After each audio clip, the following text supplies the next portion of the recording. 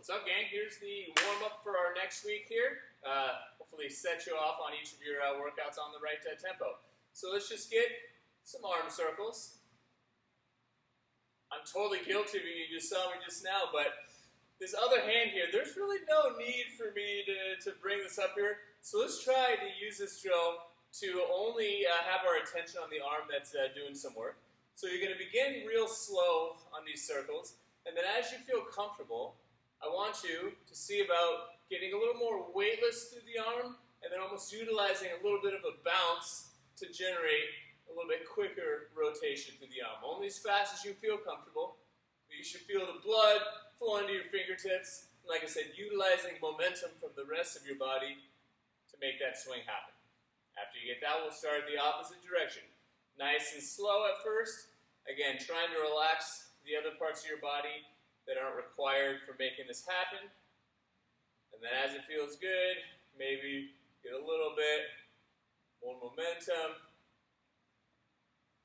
building up the speed to whatever feels good for you.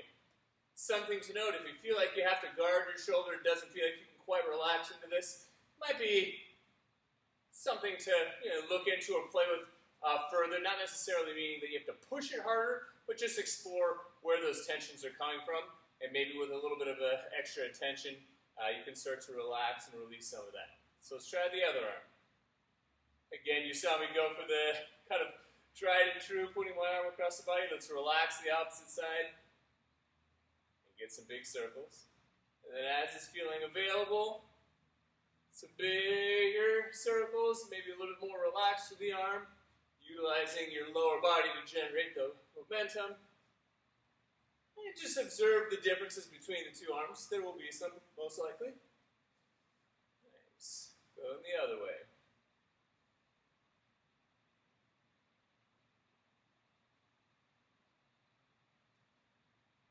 Pick up speed if it feels appropriate. Each arm, each direction has its own temperament, so make sure to feel it out. Don't read too far into it. Just use it as a way to take inventory of what's going on, what's available. Woo! Nice. So sticking with the kind of empty, loose arms, we're going to get some of our boneless action. So this is the name of the dance apparently from Fortnite, boneless. But we want to try and stay nice and upright through our torso here. We're just rotating on that axis.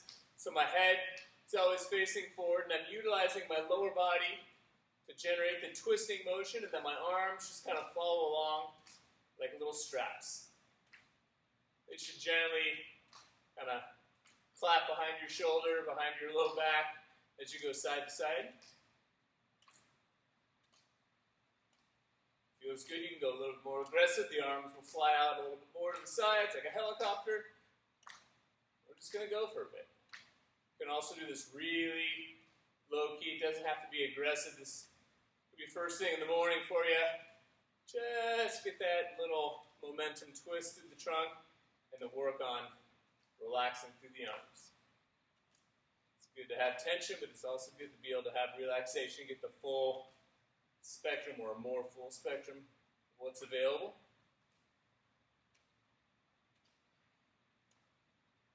Find a way to sneak some breathing in and generally relax any areas that are not mandatory for making this happen.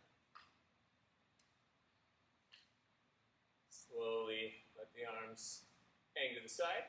Let's take a nice wide stance, so maybe 1.5 to 2 times the width of your shoulders here, or hips. We're going to keep the shoulders pinned back.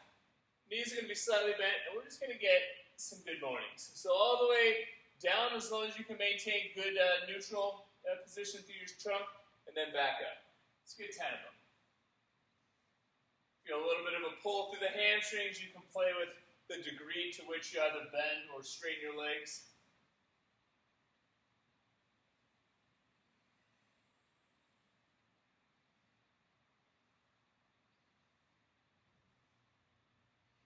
Nice, I'll face you for this next one. Let's keep the same stance. The hands are going to be off to the side. And every rep, you're going to come back through this position before you move on to the next one. So I'm going to cross my body here. I'm going to take my left hand. I'm going to try and touch my right foot. And when I do that, I'm trying to stack my shoulders so that the arms are basically perpendicular to the floor. And I'm just going to go back and forth, trying to touch each side 5 times. Take your time.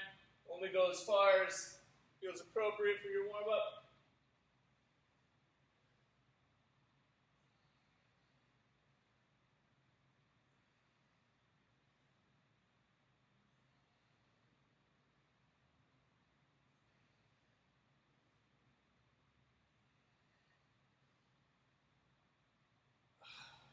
Nice. What do we got here? Can't read my own writing. Okay, so we're going to get into the downward dog. We're just going to bounce down there.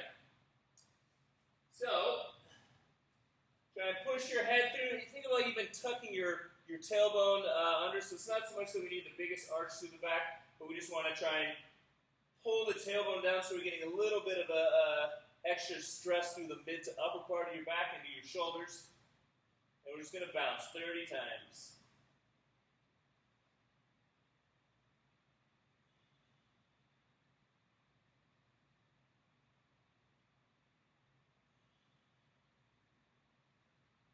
And then 5 times, I want you to transition down dog to up dog.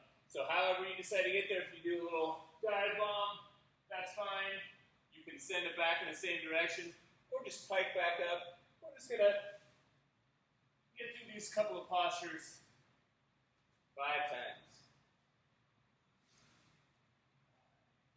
Pay attention to your breathing here. Make sure it doesn't stop.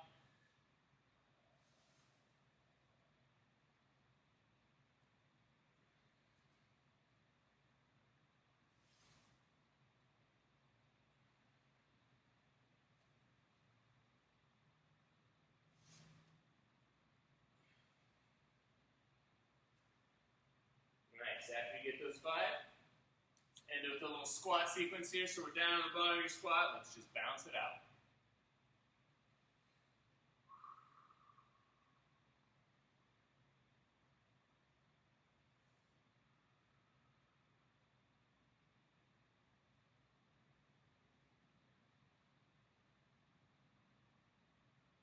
Then you're going to take your hands, put it down if you need to, or if you can go freestanding, that's fine. Let's try and touch each knee to the ground 5 times, just real gently, transferring some weight forward, redistributing your weight so the balance is on here. Like I said, if you need to use your hands to be a little bit nicer to the knees, hips, or ankles, do it.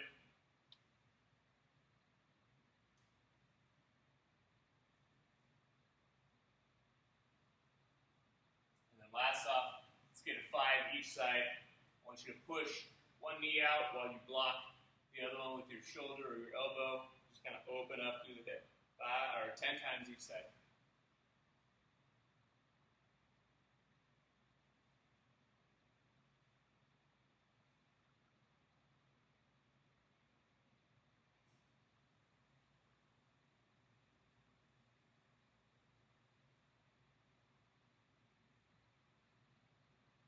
Nice. Hopefully the body's feeling warm. I know mine is.